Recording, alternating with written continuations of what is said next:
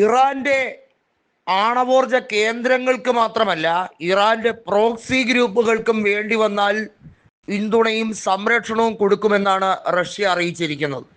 നമുക്കറിയാം, ഇറാന്റെ പ്രോക്സി ഗ്രൂപ്പുകൾ ഇസ്രയേലിന് തീരാ തലവേദനയായി മാറിക്കഴിഞ്ഞിരിക്കുകയാണ്.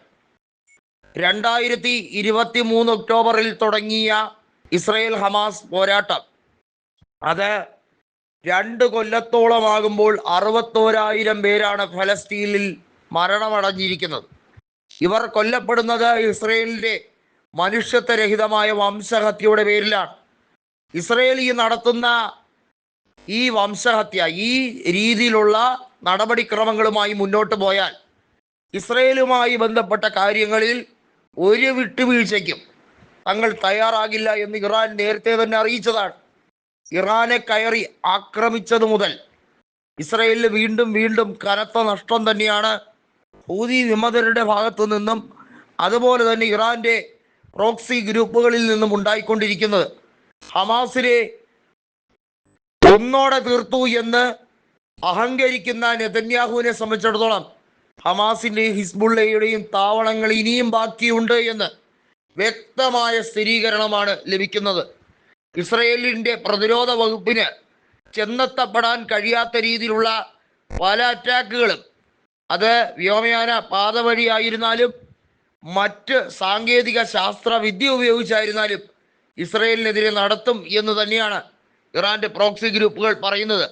അവയ്ക്ക് പരിപൂർണ പിന്തുണയുമായി റഷ്യയും കൂടി എത്തുകയാണ്.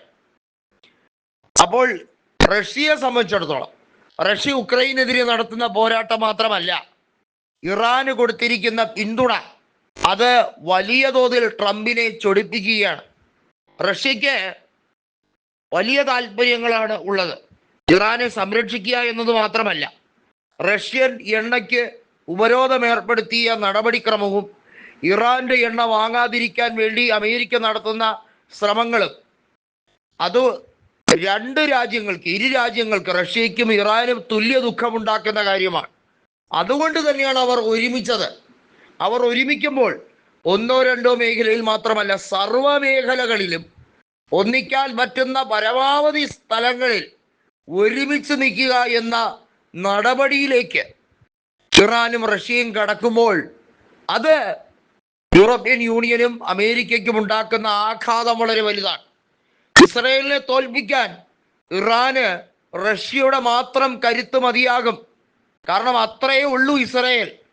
അധികം വിളച്ചിലെടുത്താൽ പണി പാളുമെന്ന് നെതന്യാഹുവിനെ ബോധ്യപ്പെടുത്തി കൊടുക്കാൻ ചുരുങ്ങിയ കാലം കൊണ്ട് തന്നെ ആയത്തുള്ള അൽ ഖമനേയ്ക്ക് കഴിഞ്ഞുവെങ്കിൽ അതിനർത്ഥം ഇറാന്റെ കയ്യിൽ, ഇറാന്റെ ആവനാഴിയിൽ ഇനിയും പല പല അസ്ത്രങ്ങളുണ്ട്.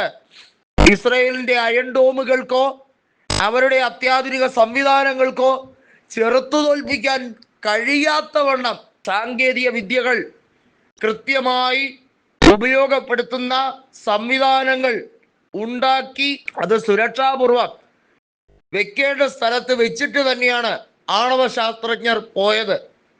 ഇസ്രയേൽ ആണവ ശാസ്ത്രജ്ഞരെ കൊലപ്പെടുത്തിയത് കൊണ്ട് ഇറാന്റെ ശക്തി ചോരുന്നില്ല.